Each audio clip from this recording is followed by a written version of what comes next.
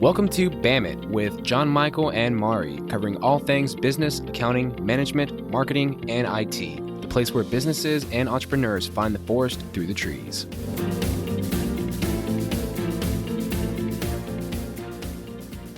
Hello, and welcome to BAM It. I am John Michael Cletus, and I'm here with Mari Peterson of Marketing Outpost. And today's episode, we're going to be talking about managing self. We have a guest in the studio today, Amy Kosh. And as always, BAM It is brought to you by Peridot Consulting, Inc. and Marketing Outpost. And we want to thank Amy for joining us today. And before we jump right in, the interesting fact, I was excited to hear it when Amy came in. We were talking about interesting facts, and she told me that life coaching was started by what at first I was excited because we thought it was an accountant, but she corrected me and said it was a financial advisor. So whatever, but I'm gonna let Amy explain to me about that story. How did it get started, and what is life coaching in general? Yeah, so I found this out by happenstance. And so Thomas Leonard in the late 70s was the guy who started life coaching, and he gave it that name. And he was a financial advisor who was working with Werner Erhard in the EST and personal development movement. And they both ended up being heavily involved with Landmark Education, which was a much larger entity. But Leonard was the guy who finally realized that all of his financial people really wanted more assistance and more information than he was giving them just financially. And so he started coaching them. And he's the one who created the term life coach. So it started back in the late 60s, early 70s. Well, yeah, I think people in a professional standpoint, I guess financial advisors in that point, kind of in some ways you turn into a therapist. You hear that a lot about real estate agents or therapists, but I can see how that maybe organically came along. Yeah. So what is life coaching? If we wanted to, what exactly is that? Yeah. So generally life coaching is looking for or talking to somebody who can give you a different perspective on your own life. Human beings are really good at doing us, but we're terrible at seeing our own blind spots.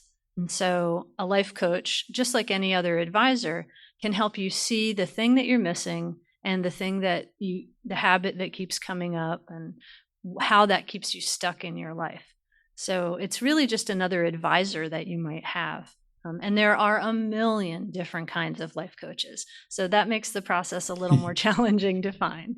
So I want to dig into that a little bit more and address also your background and experience. Mm-hmm. In our neck of the woods of Asheville, North Carolina, you hear that term life coach a lot. It is with many other common occupations out there. The distinction is in education, experience, and certification, which I see reading your bio, you do have a lot of. So can you share that about it? Sure. About your background and experience? Yeah. So I came into coaching through an academic and consulting career. I was teaching at university for a long time. I was teaching photography and fine art. And a lot of what that is teaching people how to see the world in a different way, literally. I was also teaching yoga and meditation for about 25 years. I've been teaching those. And again, they're really about seeing the world in a different way, experiencing the world in a different way. And all the consulting work I've done, all of the training and education I've had in positive psychology and a number of other things, they literally all pull together. And it's really about how do you expand your experience in the world and what are the possible choices that you get to make. So yeah, I've come across, there's a lot of coaches. Again, there's not really a set of certifications that are industry standard yet, although we are definitely moving in that direction. And I think it's a great direction to go in. Right now, you can be certified to coach through any number of programs. And if you want the ICF registration, which is the International Coaching Federation, that is one of two governing bodies that provide guidelines and standards of practice. And so one of the things when people call me and they're checking out whether coaching is for them, I always say, call a couple of coaches and talk to them and see who feels like a good fit, but also check to see that they're actually certified and trained. Because otherwise you're just getting somebody who is maybe really great at giving advice, or they might be really good at being a coach, but they also don't have the background and training to know maybe when not to say something or when not to coach someone. Yeah, so a lot of your clientele Mhm. are self-employed people or executives. What is sort of a typical client that you sort of have? Is that Yeah. pretty much your typical client? Yeah, my typical clients tend to be, interestingly enough, they tend to be men, which is also turned out were the students who used to stay the latest after class. And I always wondered about that, and I realized, well, I'm kind of not typical. I've spent a lot of my time growing up building the house that we lived in, and I renovated houses for a living to put myself through college, and I renovated old cars. So, what often people come when they're calling me, most of the people who call me tend to be like newly minted CEOs and executives or women who own their own businesses. I work with a lot of entrepreneurs, and I love working with people who are really self-starters and they're used to solving their own problems, and they don't necessarily have a lot of advisors around them. They often have one or two key people that they really trust and that they'll really work closely with when they're trying to create whatever they're trying to create in their business or even personally.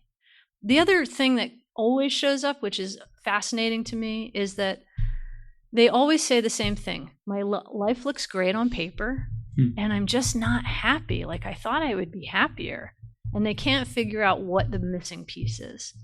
And those are the people that I love working with, because as they change their perspective and they can see more broadly what's going on in their lives and what are the habits that are showing up, all of a sudden there's this aha moment. And sometimes it takes 15 minutes for them to see it. Sometimes it takes a little bit longer to work through it. But often, it's that moment of like, oh, that's the thing I've been doing that I didn't realize I was doing. Yeah, it's funny how what you think should make you happy and versus what makes you happy. And I guess is that maybe what a lot of what you flesh out is that people, they say, hey, I'm doing great. I'm I've got the career of my dreams, I'm married, but I'm miserable, because in reality, do you find that after those aha moments, it's a big major change, or it's a tweak, or it's just a new outlook? It can be all three of those, to be honest. There's usually the aha moment of, oh shit, that's what I've been doing. And then knowing that, they start to see where in their lives that is showing up. So imagine that you're walking around with a stone in your shoe, but it's small enough that for a long time you don't really notice it. And then you go for a run and all of a sudden you're like, wow, there's a stone under my heel. Yeah. That really hurts, except that you're at a place where you can't stop. Right? So maybe there's a bear chasing you because it's Western North Carolina. Yeah. So now you're running with a stone in your shoe and it's getting really, really painful. And the more you run, the more painful it gets. And then you start limping, and then your knee starts hurting, and then your hip starts hurting. So there's that awareness of, oh, there's a stone in my shoe. That's the aha moment. And then there is this, okay, I got to change something up, because the way I'm doing things now is continuing to carry that stone in my shoe. So then it's a matter of restructuring. So it's awareness built with new habits, new patterns, and catching when that stone shows up again. And it shows up in every area of people's lives. That's the other thing that I love about coaching. People come to me and they're like, oh, I don't know what job I want, or I don't know if this is the right career or the right business for me to start. And working with them, we start to see, well, what's the thing that's creating the doubt? Because that's creating doubt in every single area of their lives. And once they see it, then the whole structure has a chance to change. And that's where a lot of the work of coaching comes in. But it's also where you see the biggest changes in someone, 3 months down the road or 6 months down the road, because all of it has been changed or starting to change. So one of the things that you mentioned is being a visionary. Mm-hmm. And what does being a visionary mean, and what part does it play in your coaching? So being a visionary has a couple of different meanings, and I chose that word very intentionally. The first meaning for me is to be forward thinking and always looking at the future and where does my client want to go? What do they want to create for themselves, whether it's their business or whether it's an individual? there is also this aspect of visionary work, meaning holistic work. So, as I said, the moment you discover what's holding you back in one area of your life or your business, you're going to start to see that same thing showing up in a lot of areas. And that's a really holistic approach. It's not like you can't change one thing, right? Because everything will change. So there's that aspect of visionary work as well. I'm also kind of a science geek. And so there is a level of quantum mechanics that often comes into my coaching, which sounds a little crazy to say. But when you start to think about how quantum physics has explained that we live in a single field, literally a field of energy, and we are all made up of that same energy. When you start to understand that there aren't as many differences between people, between things, between all of the things that we can see in our lives, then it gives us a different access point to work with not only each other, but it can help a boss understand his employees much better. It can, once you understand how physically our bodies co-regulate, because science has gotten into all of this wonderful understanding about if you sit 5 people in a room, their heartbeats will eventually start to beat at the same pace, which I think is really cool. So that idea of being a visionary in terms of what can I bring to this? What can I bring to the coaching work I do that really helps my clients move and that can help people understand, well, how does the system work? So there's that aspect of being a visionary as well. So you also mentioned, I like the science of things. I like the connectivity that you talk about, and we're all part of the same energy. Yeah. So you mentioned earlier that you work with a lot of people in business, entrepreneurs. So how can this, I guess, principle and your coaching help a small business owner? So small business owners, and I've been one for a while now, and I was a freelancer for a very long time. We are faced with a couple of things, because as a business owner, you're dealing with all of the business growth, and you're also dealing often with interpersonal and personal relationships within the company, within your employees, and you're trying to create a culture. So whether you have 2 employees or 200 or 2,000, the culture that you want to create is really how you see your business moving forward. So by having a coach who can come in and talk about, okay, here's what I see happening, here's where I see you want to be, and here's the disconnect piece, or here's the part that you're not seeing is creating a disjunction between where you want to be now, or where you want to be in the future, and where you are now. So a coach, and in some ways, one of the coaching pieces I love the best is to come in and really work with business owners who want to create a cohesive and coherent culture of growth. And so part of that is coaching the individual business owner or CEO. And then part of it is also working with groups of individuals, either managers or employees, as a group to understand how can they see themselves within the culture of the whole. Amy, she's helped us out in the Roundtable series before, and you kind of did some of those exercises with that group at the time, and it was really, we hear the term aha moment a lot, but what Amy does, and one of the reasons I love her and engage with her, and I'm glad she's here today, is she does bring that, when you're stuck in that rut of having that day-to-day, I'm in my business, working in the business, or even working on your business, it's taking that step out and looking at the whole picture of your life and comparing that, with what you're doing in your day-to-day rut of your cycle. Rolled out those aha moments of the purpose. Mm-hmm. So anyways, let's get into the tangible, I guess. So if somebody were to engage your services, what's a typical engagement like, and a typical session, for example? Like how does it work? So I normally work with people every week for 12 weeks. And we do a half-hour coaching call. We start with a 1-hour call that is the strategy call. And then after that, it's a weekly call so that they have absolutely no excuse not to do the work and not to coach. And I really don't let people off the hook. I'm going to interrupt you. I apologize. When you say do the work, what does that mean? So I can show you or help you see the disconnect and what habit is showing up that is creating the problem for you in your business or in your personal life. And usually it's showing up in both. But I can't do the work for somebody. So we might be coaching on, like I had a client one time and he was really, he's my favorite client ever. What, was it me? No, it wasn't you. I'm sorry.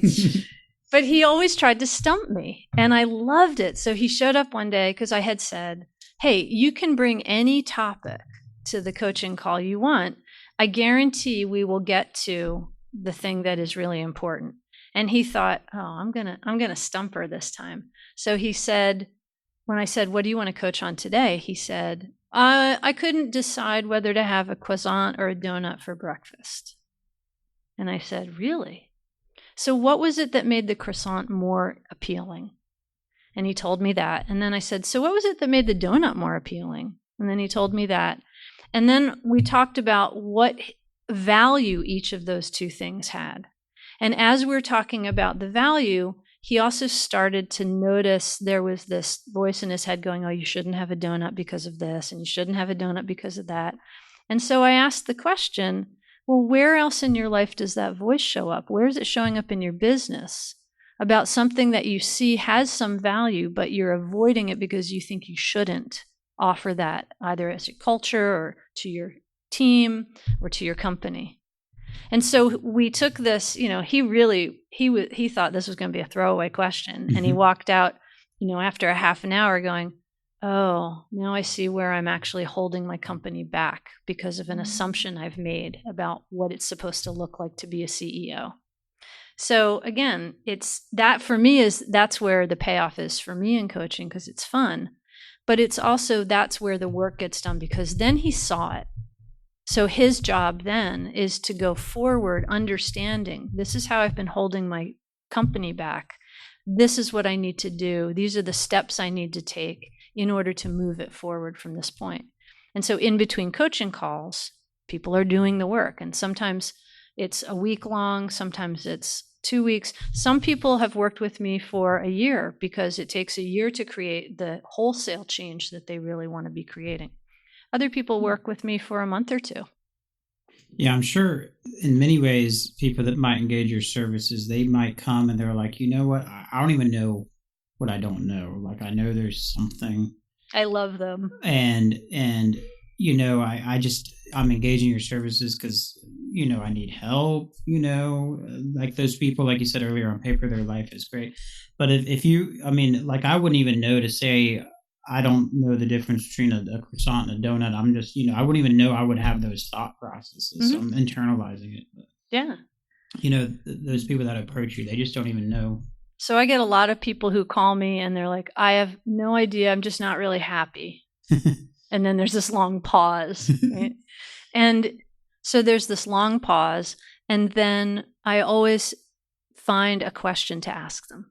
And the question comes more from what experience am I having listening to them? Because there's always something in someone's voice that gives you a clue as to what's going on. And so again, that's part of the holistic way that I work. It might be that somebody says, oh, yeah, I moved to Asheville like a year ago and I'm just not happy. I don't know. I don't really know. Well, my question would then be about, well, what did you leave? What got you to move to Asheville? Because that's a way into understanding what's part of what is holding them stuck. Or they might say, oh, I got promoted at work and I wasn't expecting it at all.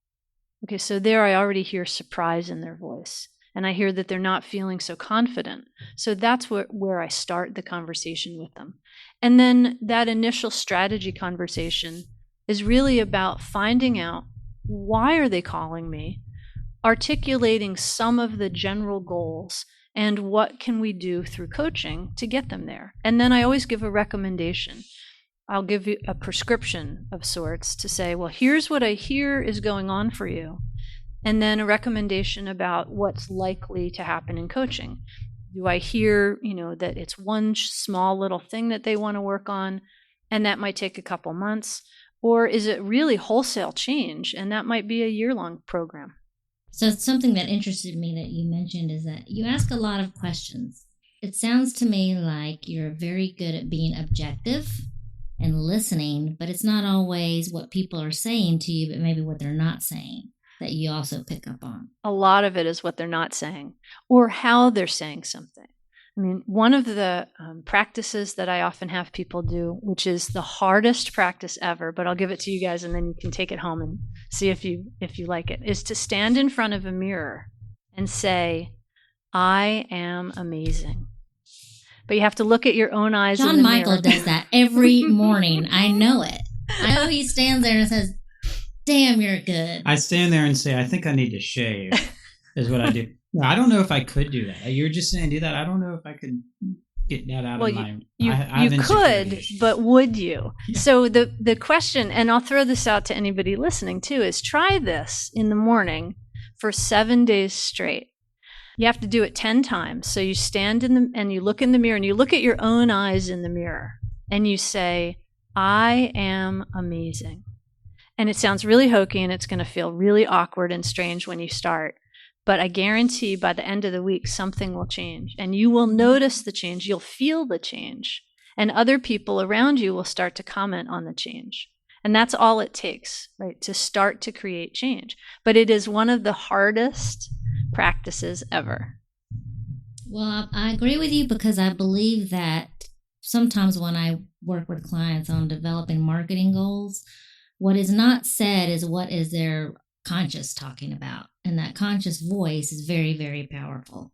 So when you can change the conscious voice or change the language or change what you're saying to yourself and actually say it out loud, and better yet, put it on paper, then I think it also starts to change that the energy around you. It's like you've put that voice out there and now the universe says, "Oh, I know what you want. You've had it stuck in your head, but now I know what you want. Now we can start working toward those things that you're actually putting out there." So I think when you say something like that every day.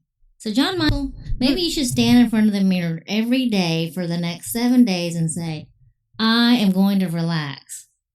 I mean, you should. It's So tax season. So I have to say though, coming up. but that's aspirational and that's essentially yelling at yourself. So I'm not a fan of that idea. Do you yell at yourself? I think John Mari Michael? just wanted the opportunity to yell at me, I think. Right. Are you saying I need to relax? Is that what you're Well, I'm saying? just saying I'm encouraging you. We're like less than 20 days away from tax day, so I'm sure you're feeling the pressure by now. I am amazing, Mari. I will second that.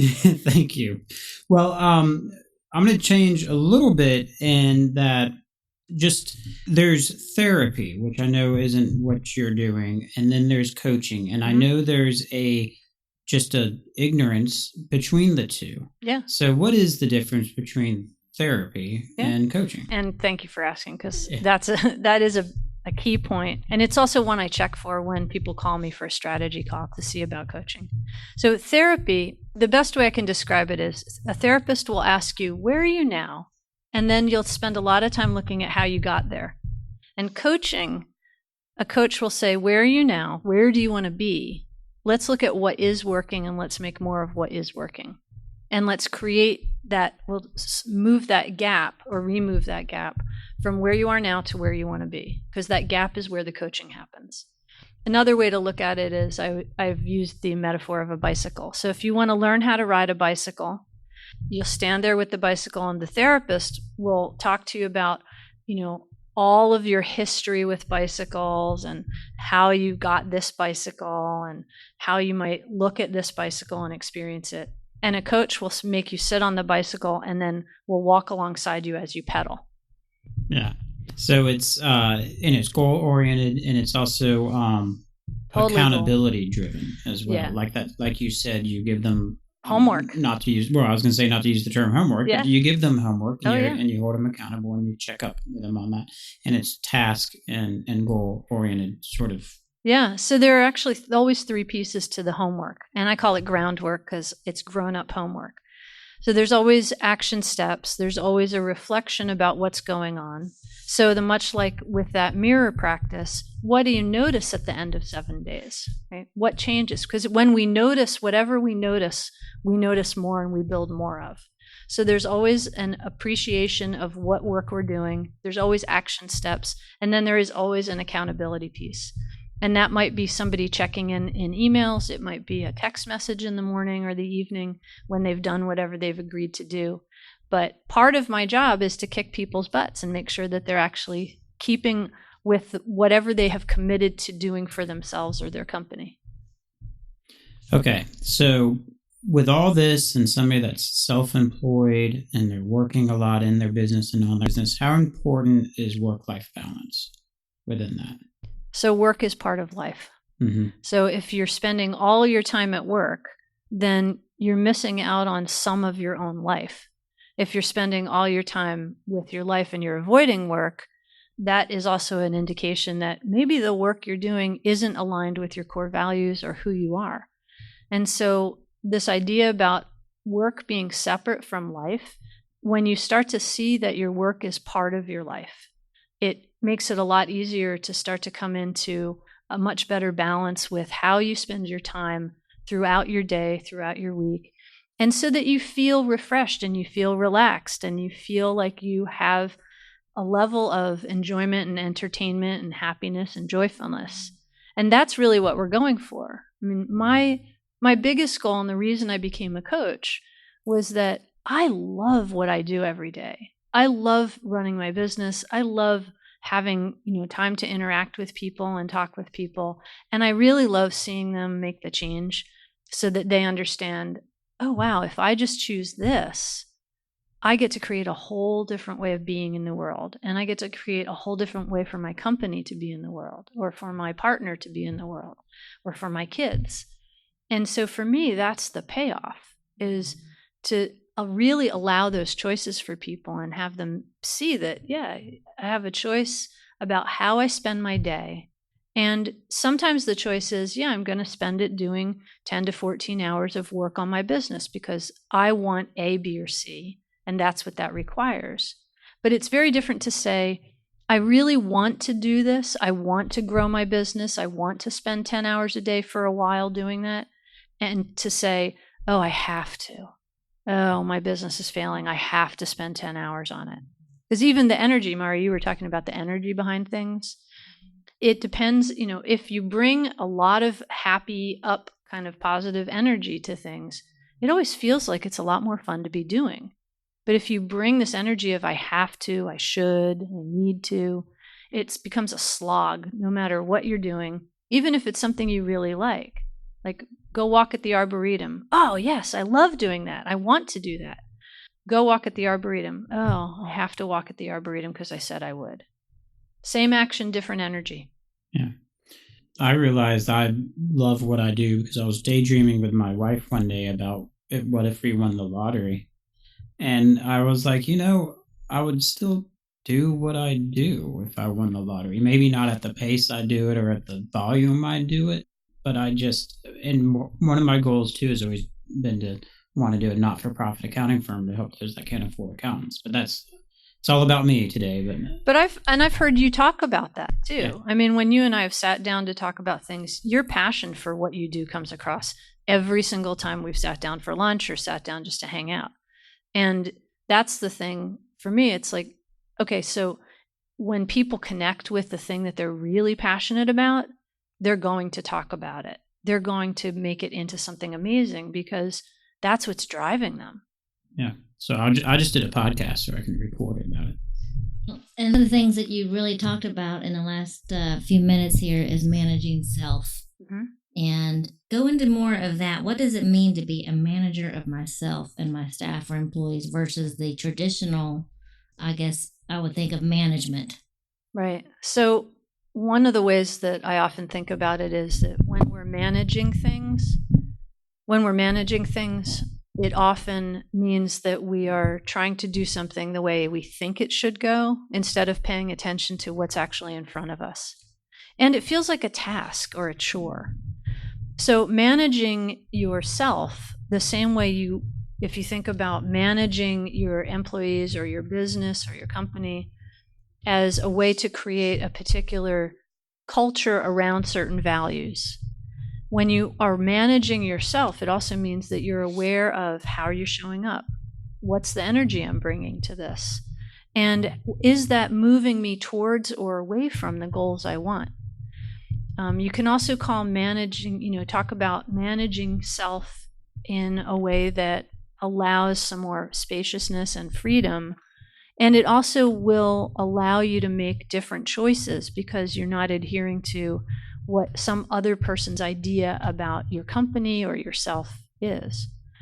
They talk about it a lot in kindergarten these days, actually, where they teach kids how to manage their own emotions, and they teach them to separate the awareness of what they're feeling from the action they take next.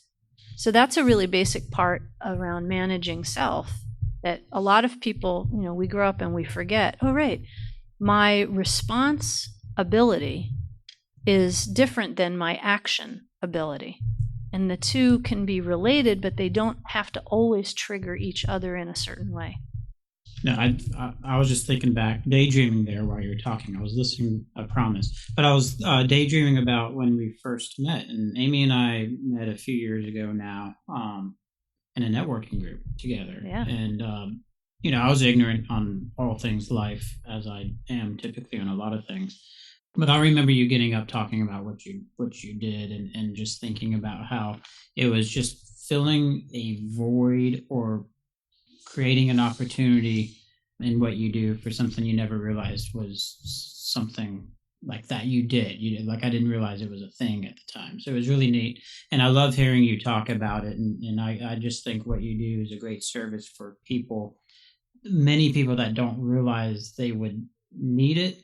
But if they engage with somebody like you or the life coach like you, what they can accomplish or what, how that can further them, not only in their personal life, but in their careers. And it's a great compliment. I think that everybody at least at some point in their life should engage with a life coach. Well, I'll agree with that. Including me, because I do have a coach. And I think every good coach has a coach, the same way every good accountant has an accountant, or every good business owner has. Well, I'm my own accountant. Well, geez, but you're amazing. But almost, if you look at how do we learn how to be better at what we do? Well, we have somebody else who's been doing it longer, or is more highly trained, or has a different skill set or perspective. And really, coaching, particularly life coaching, because it means that I get to coach people in a whole bunch of areas. I get to bring my perspective. So I'm seeing things that maybe somebody else might not see because they're in the system. Yeah. One of the things you reminded me of from that group that I remember being like the most amazed, and it's just really fun when I work with people. I had a client a number of years ago who showed up and she said, oh, I don't really know what career I want. And so we were working on that.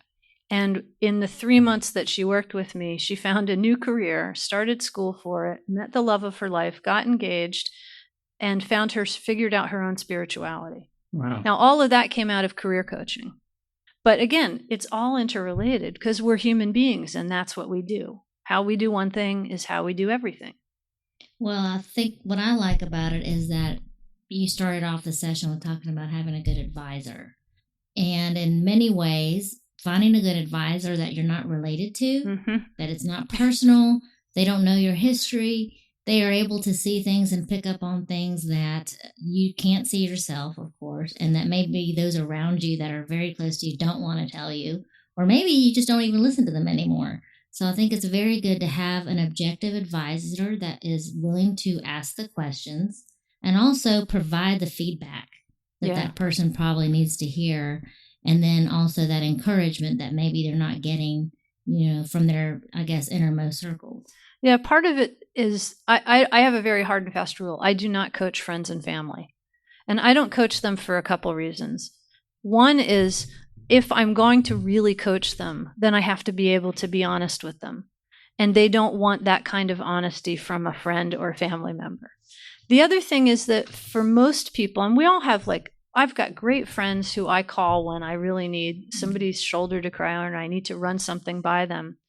But they also very often, because they don't have the training, they always are going to give me their opinion or their idea about how or what I should do. And that goes back to the piece about training. When you are trained as a coach, one of the things you learn to do is to let go of what you want and what you think is the best way, and listen for what the person you're working with. So I listen for what my clients want. Whether I agree with it or not has nothing to do with it. My job is to get them to where they want to be, because for them, that's the thing that's key. So being that, as you said, and the way to be an objective advisor is so that I can see where they want to get to, and that's my job. It's irrelevant what I think of where they're going. Well, I would say that in today's world especially, it seems that people are more distracted. We have digital distractions out the wazoo. People are hooked on their cell phones with constant information being fed. We have busier, it seems, schedules. And so a little bit of what you do, it sounds to me, helps people sort of stop all of that. And though we think we're being engaged in those activities, we're really not. Yeah. So you said something that is interesting about, from the very beginning, moving forward and thinking forward. Yep. So I think a lot of the times the distractions that we have in our life are not about thinking forward. They're just about not doing anything at all. Yeah, there's a lot of procrastination that happens, and some of it's intentional, some of it's unintentional.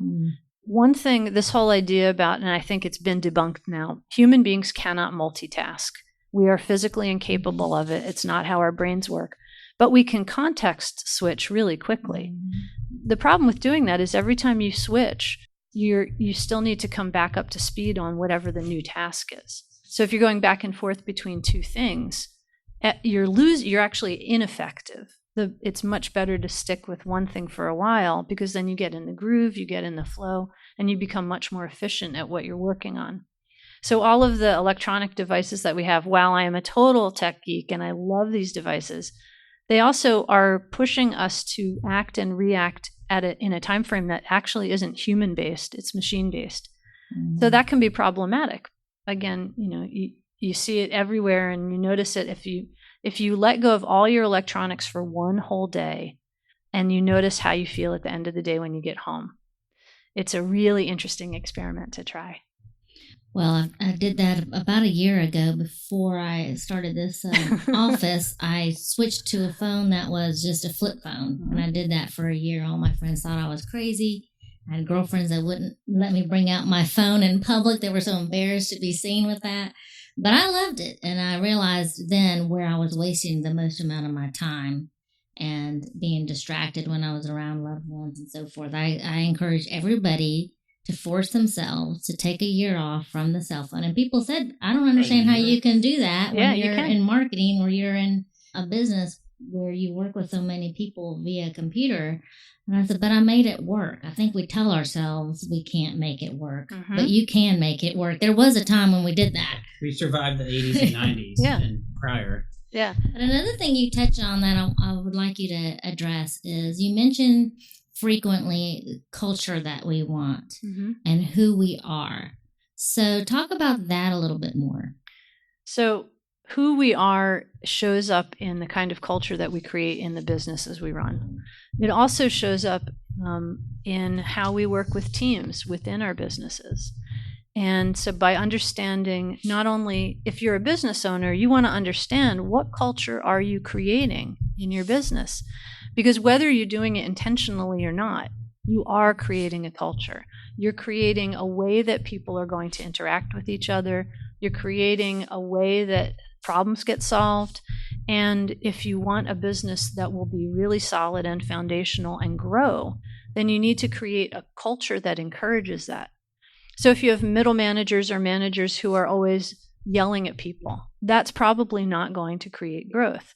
But if you notice that, well, you're always yelling at those same people, well, that's where it's coming from. So there's a method of servant leadership that you can bring in, but it's also being aware of, if I know that I am really bitchy before 7 a.m. if I haven't had a cup of coffee, then it's probably better if I make sure that all my meetings start around 8:30 in the morning so that I have time to wake up, I have time to have my coffee, I can check the news, I can get my day started so that by the time I have that first meeting, I'm in a totally calm state of mind, and I'm going to show up in that state of mind for my company or my employees or my team. So part of that is, that, again, we're back to self-awareness and managing self. Once you're aware of your own habits and how they're showing up, then it becomes a lot easier to create a culture or a team or a group that is going to work towards growth mindset and growth in terms of the business, rather than a kind of, well, I'm out for me and screw everybody else. So maybe if you have a lot of high turnover, or you seem to have a lot of unhappiness in your business and employees, maybe that might be a clue that Big the clue. problem might be you. Yeah. And you need to address it. Yeah. Well, Because it's something that you're either not saying or you are saying that is encouraging or allowing that kind of behavior. And if you don't know that that's going on, and you think, oh, okay, I don't have that at my company, we don't have that kind of thing happening, just start to listen in on conversations around a lunchroom or in the hallways, or ask some of the people lowest down, get spies seriously, and ask and find out, well, what is the real culture? Or find a couple people who seem to have a chip on their shoulder and listen to what they'll tell you about. Because if they have a chip on their shoulder, it's there for a reason. And if you get one or two honest people who are like, this is what's going wrong in this area, or this is what I see happening, it's really frustrating every single day. If you can hear those things, then you get a chance to create a change. And the change will always lead to growth. Well, and the other thing that you mentioned several times is how people will say, I don't know what I want to do. They're very ambiguous. I don't know what I want to do with my career, or I don't know what's bothering me, but I'm unhappy. And it sounds like it's pointing back to finding, which another thing you've mentioned, your authentic self. It is. And finding who that is. How do you start that process when somebody comes at you that ambiguously? I love it because it's an open book. So when they start with just the I don't know is a great place to start, because if you know you don't know, then everything is possible. And really, it's about starting with what are the core values for that person. So for me, my 3 core values are honesty, risk-taking, and curiosity. And no matter what, even if it would probably get me into hot water, I have been a risk-taker all my life, and I have been really honest. So there was a good example is I worked as a consultant for a camera company, and I was the technical rep. And I got to meet the new president in Germany. Great guy, awesome guy who took this company over.